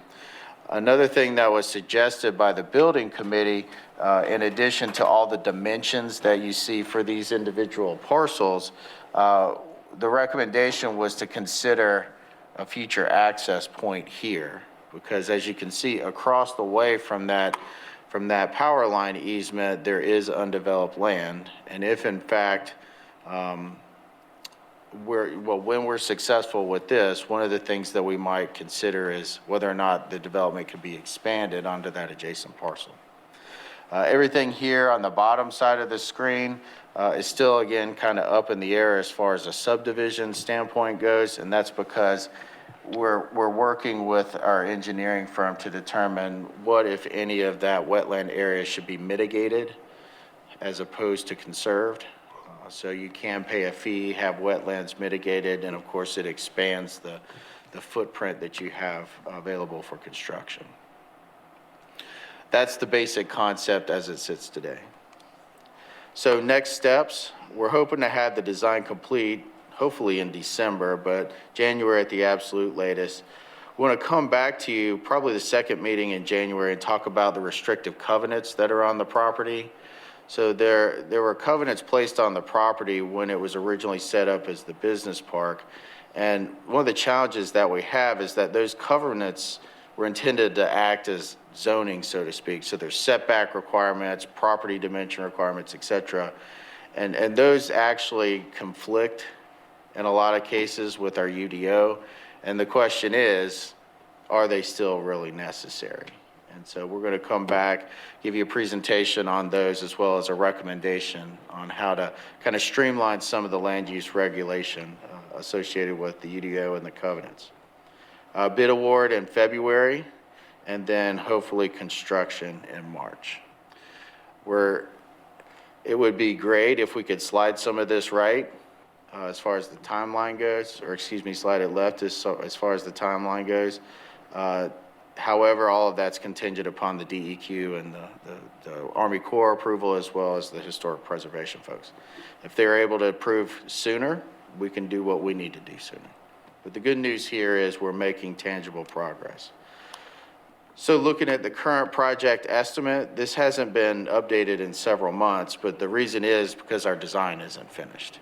Once the design is complete, then we will certainly update the estimate, but the feedback that we get from Tidewater on this routinely is that we're in a pretty safe space right now with the 1.5 million. And then, of course, what we're here mainly to talk about tonight is the revenue side. So when we presented this opportunity a number of months ago, it came with a caveat that we would go after other people's money to help bring the project through to construction, and that's in fact what we're trying to do here. So the grant opportunities that you see there that are not in bold, so the Golden Leaf, the Southeast Region Grant, so on and so forth, all of those have been secured, and the funds are appropriated to the project. The last one that we just now got approval on from Department of Commerce is what we refer to as the IDF grant. And of course, with that additional $240,000, you can see what it does to the total budget for the project. So it slightly exceeds our cost estimate, but slightly exceeds, still exceeds. And of course, we'll update the estimates as we move forward, but the request from council tonight is for us to pursue the Commerce grant, pursue the award of the Commerce grant. It does require a 25% match as outlined in the staff report. What we're recommending is that we borrow that 25%, which is roughly $60,000. We borrow that from the general fund and then pay that back upon sale of the first lot, which we anticipate shortly after the project begins construction. So again, the request is that council consider the Department of Commerce grant award and hopefully approve the resolution, basically that demonstrates our support for Project Frontier. And then with that, consider the legislative budget amendment that appropriates the funds from that grant and a CIP amendment to align that project budget with the appropriation. And I'm happy to answer any questions you may have. Any questions of Anthony? Not so much a question as a comment. Thank you for the due diligence and all the effort that went into. Well, thank you very much. Getting, It's- finding, applying for, and receiving all of the funding Well, listed there. and I have to say, it's certainly been a team effort. We've got a team, including Mr. Warden, that's helped us through every step of the process here, and we're going to be successful in the end. We certainly are. And just anecdotally, there has been interest in these parcels already. So once the stormwater solution is ready to go, we're actively under construction. There's word that one or more of these parcels could be taken down pretty quickly. Good deal. Any other questions? Thank you, Anthony.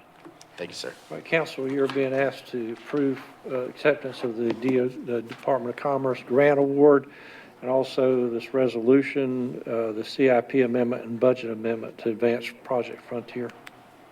So moved, Mr. Mayor. So a motion and second. Any further discussion?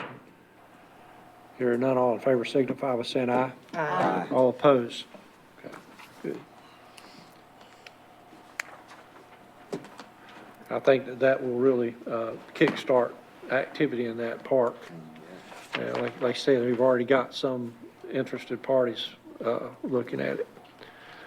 All right, we'll go to reports, and I'm going to start at your end, Mr. Warden. Thank you, Mr. Mayor. Just quickly, y'all appointed me here a while back to the Economic Development Board, and of course, you know, with the ethics law, because of the conflicts and the way the law was written, I had to resign that, but I still attend the meetings on y'all behalf. And in fact, the staff appointed, or the manager appointed Mr. Prince there as the official representative to the Economic Development Committee on the city's behalf. And of course, Mr. Massey and I sit as just interested parties and contribute what we can. So other than that, I'm just proud to be here, and thank you all for being a part of this council. I am proud to be serving with each and every one of you.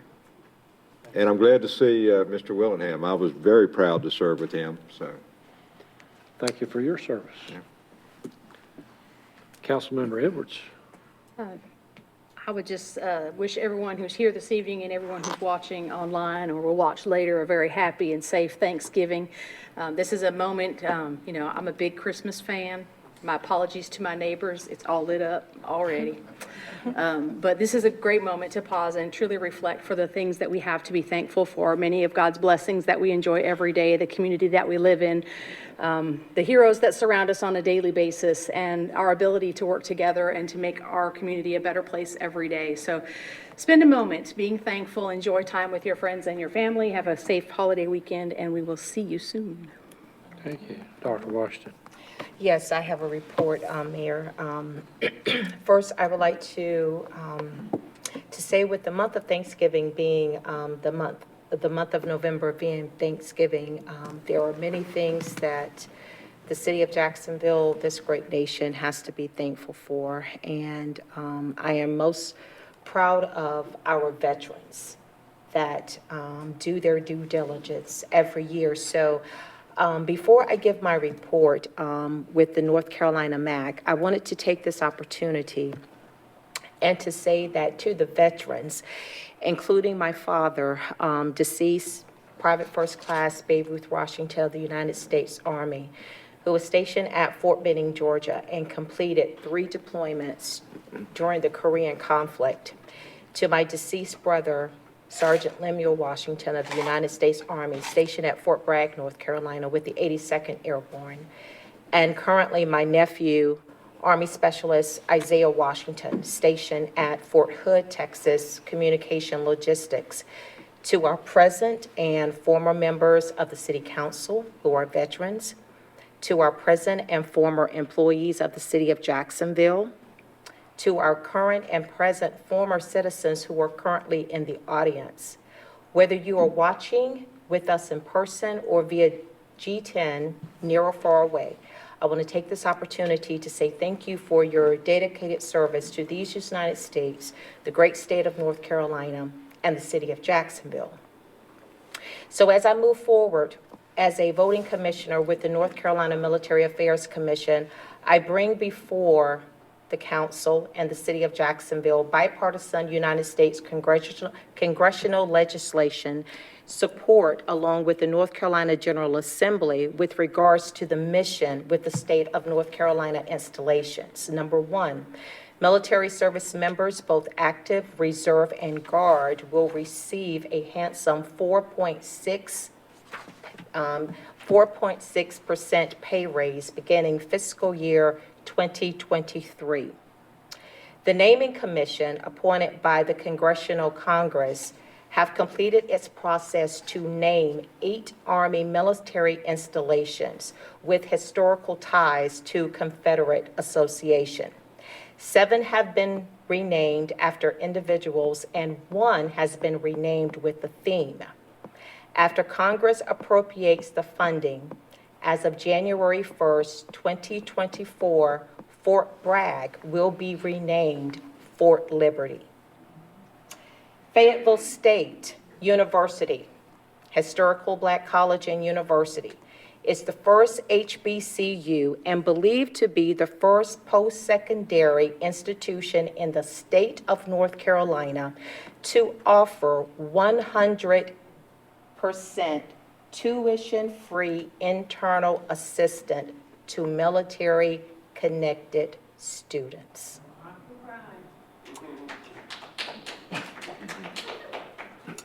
As a caveat,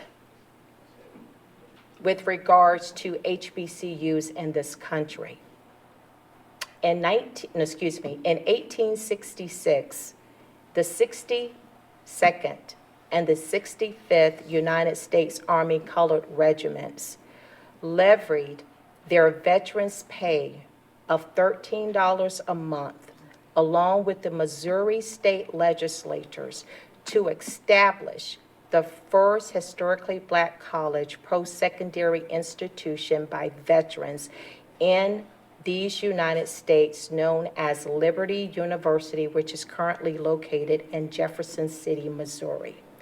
And the post-secondary institution was established to provide higher learning to educate former slave, former service members, their families, and freed slaves in the state of Missouri.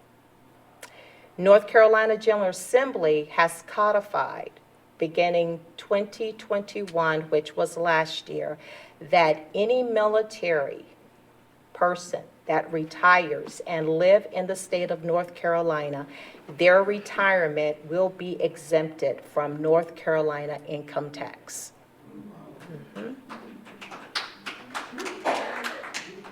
With the Department of Defense Education Activity Schools, Camp Lejeune is earmarked to receive $55 million by fiscal year 27 for the improvement of designs of the school systems located aboard Camp Lejeune Marine Corps Base. And Fort Bragg, soon to be Fort Liberty, is slated to receive $75 million by fiscal year 25 for the design and re-improvement of the school systems aboard Fort Bragg, soon to be Fort Liberty. Onslow County was awarded $2 million for rehabbing, restoring, and resurfacing Albert J. Ellis's runway to support the mission of Camp Lejeune Marine Corps Base, Marine Corps Air Station New River, and Marine Corps Air Station Cherry Point. Incidentally, the city of Jacksonville received a $1 million grant from the Defense Community Infrastructure Program to help with the reconstruction of the Jack and Miette Recreation Center to help support the military families within the surrounding communities for Camp Lejeune Marine Corps Base in the city of Jacksonville. That's the first report. The second report, I promise you, I will make this as quickly as possible. As a member of the National League Cities Board of Director and Vice Chair of the National League of Cities Military Community Council and the voting delegate for the 2022 National League of Cities City Summit Conference that was held last week in Kansas City, Missouri, I bring before this mayor and council the approved and adopted Federal Advocacy Committee resolutions by the 2022 National League of Cities Board of Directors and Annual Business Meeting delegates. And these particular resolutions, with the help of our lobbyists, helps the National League of Cities to garner support so that when NLC goes before Congress and testify about what's happening in our cities, in our towns, in our villages, we can move legislation action into profitable actions. And one of the prized possessions that we were able to lobby is with the American Rescue Plan Act, also known as ARPA. So when those dollars was released, instead of going to the state and then divvy to the municipalities, towns, and villages actually received those hardcore money in hand. And because of the city of Jacksonville's affiliation with the National League of Cities, we received $9 million in our community from ARPA funding. With the federal advocacy, we have one federal advocacy known as the Finance Administration Intergovernment Relations. 3 of their resolutions that was passed was a call to resolve the conflict between state and federal cannabis laws, the support of the John Lewis Voting Rights Advanced Act, and a call for a more robust low-income housing tax credit to help ease the nation's housing crisis. With the environmental and energy, environment, and national resources federal advocacy, resolutions that were passed included supporting and advancing resilient communities to prepare for changing climate and extreme weather events, addressing lead contamination and calling for a nationwide federal support for water infrastructure, and calling on the federal government to take action to address the PFAS contamination, which we now know as the lawsuit with the Camp Lejeune Marine Corps water. Community and economic development, their resolutions that was passed was to support a federal agenda for local economic development, economic mobility, and entrepreneurship, urging the Department of Housing and Urban Development to enact safeguards against abuse in contracts for deeds, and endorsing the recommendation for the North Carolina National Housing Task Force report, Homeward Bound, The Road to Affordable Housing. In terms of the transportation and infrastructure resolution, there was a resolution adopted for America's communities called for advancing safe streets and roads for all to reach a 0 road deaths in the United States. For the Public Safety and Crime Prevention Committee, resolutions that was passed was to support of a federal effort to recruit and retain a diverse public safety workforce. For local government to direct sustainable funding to help residents who call 988 suicide and crisis hotline in their times of crisis, and a resolution to support federal, state, and local efforts to stop the illegal trafficking of fentanyl. With regards to information and information and technology, resolutions that was passed was for local government to support the community and municipal broadband networks, for federal dollars invested in broadband access, a call for a universal availability, affordability, and world-class qualities in neighborhood, and in a support of a digital equity for American communities. And finally, my beloved Human Development Committee, in which I served 3 years as the vice chair. The three resolutions brought forth by the Human Development Committee are as follows.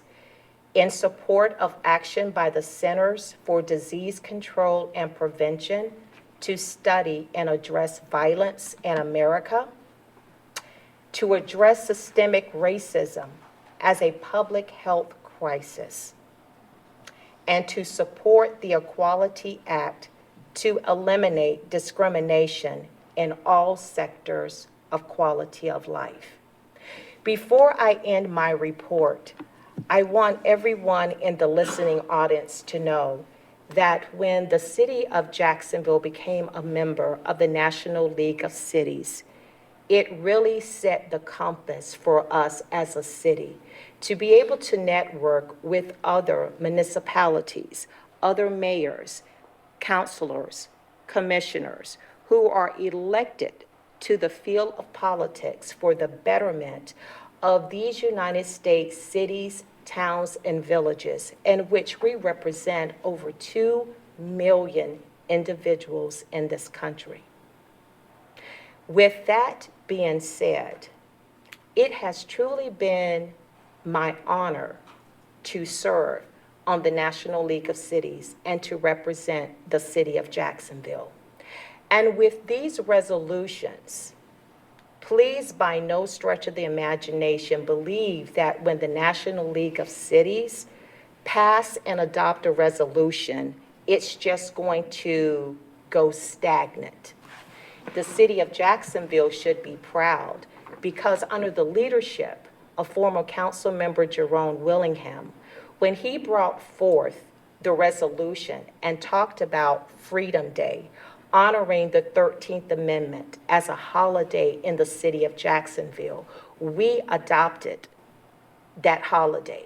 And we are believed to be the first municipality in the state of North Carolina and possibly the United States for the first time to honor a constitutional amendment as a holiday. That said, as the vice chair of the Human Development, I took that resolution to the Human Development Committee, and it was adopted by the National League of Cities in 2016. Unbeknownst to us, 4 years later, instead of the 13th Amendment becoming a national holiday, it was Juneteenth. But it was the hard work of Mr. Willingham, this council pushing me to go before the National League of Cities and to have them to adopt our personal holiday as a resolution. That was the forerunner of Juneteenth. I am happy to say to you that in the history of the Human Development Committee, this is the first time in their history in which a resolution became a federal law within 4 years and officially retired as a resolution in honor of Juneteenth Day. So, Mr. Willingham, I applaud your leadership, sir.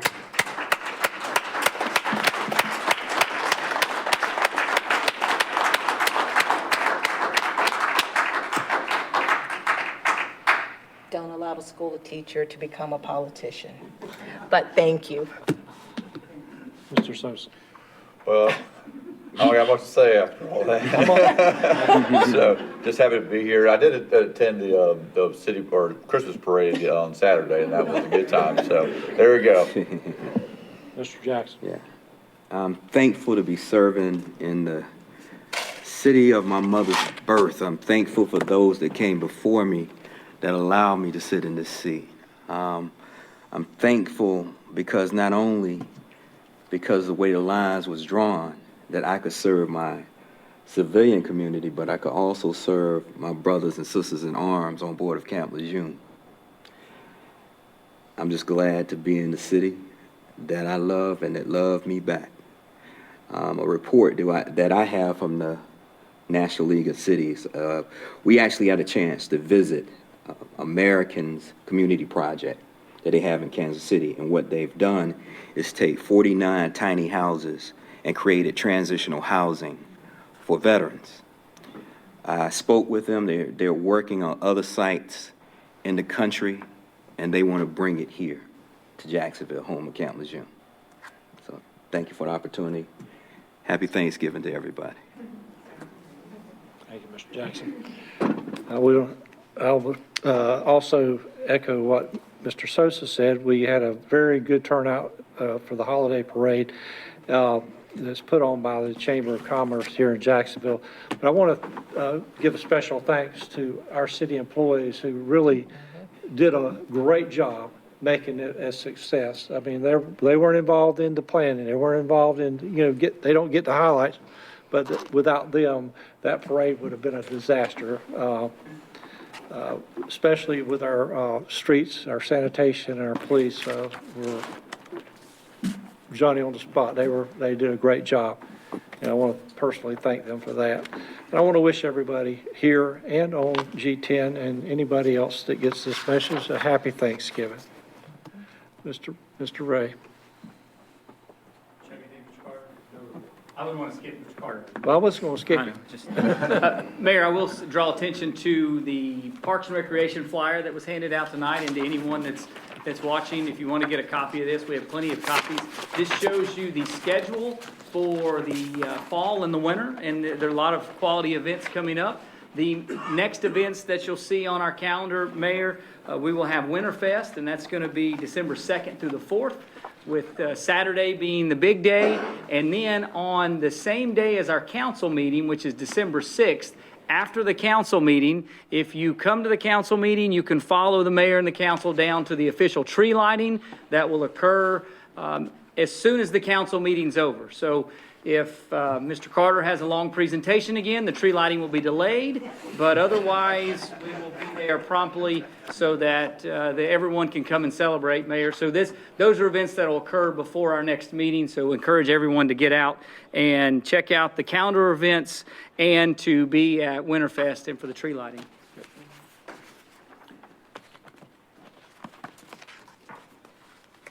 And if I may, Mayor, our one city moment. So we had an employee appreciation hot dog luncheon the other day. This was fantastic. You mentioned it, Mayor. We had a lot of great employees and team members that were able to come out. You will see members of our Human Resources Department and our Parks Department serving all of us so that we could enjoy just some camaraderie, some time of appreciation, a very simple process of breaking bread together. A little bit of fellowship goes a long way, and it's something that that was amazing for us to be out and about. Some of us look happier than others. That's because I ate more hot dogs than anyone other than Mike Mumford. But together, we were excited to be together. And these aren't makeshift pictures. These are real conversations, except for that guy in the middle. He doesn't work for us. But this guy was actually on the grill for the entire time, and he looks like he was on there for a while at that point. But we were excited, Mayor, and it was a good opportunity for us to come together and enjoy that fellowship. Mr. Bittner, who's not here with us tonight, was at City Hall that day, and we were able to go and enjoy a hot dog with Mr. Bittner. Unfortunately, we haven't seen him since, so we're just going to check on him because the hot dogs with this guy. But it was great. It's awesome to have that type of fellowship, and for a lot of our team that are here tonight, we enjoyed it, and it's a great occasion, and it's only made possible because the council gives us that opportunity to celebrate and to appreciate one another in the midst of a work day. No one ate longer than 27 minutes. They went back to work. Lunches were cut short. And as Mr. Sosa and the mayor pointed out, the Christmas parade was incredible. It was my first experience with our Christmas parade, but our parades show our city, and it shows an opportunity for all of us to be out together. We don't always get to hang out with Santa Claus, but as you pointed out, Mayor, for our police department to block off the streets, for our street department to keep it clean. You see here Parks and Recreation throughout the parade What a phenomenal opportunity for us to be together and enjoy just being out. The morning started out cold, and then the good Lord blessed us with warmer weather, and this parade just kept going longer and longer. We do see who gets priority. That's the mayor in this nice Corvette here. I was on the back of a trailer somewhere in there. I asked for a Corvette, but it didn't happen. But luckily, we have our team out and about. We had one gentleman in the Parks Department that I believe ran the entire parade handing out candy canes. The rest of us sit there and watched him run, but that gentleman has to get an award next year because it was beyond impressive, the fact that he ran to so many kids to make sure they had candy canes on the day. It's events like this that show that caring community and that show, look at that, see, sitting on the on a back of a truck there, not handing out any candy. But what a blessing for us as a community mayor, and this is representative of the holiday season and for that pride that we have as a team. So we say thank you for that opportunity. Thank you for the chamber and for all the community members that were there participating in the parade and on the side to support, seeing our bands, seeing our local businesses, seeing our dance squads out in a parade is amazing. Thank you, Mayor. Thank you, Josh. All right, at this time, I'd entertain a motion to adjourn. So moved. All in favor, signify by saying aye. Aye. All opposed? Thank goodness.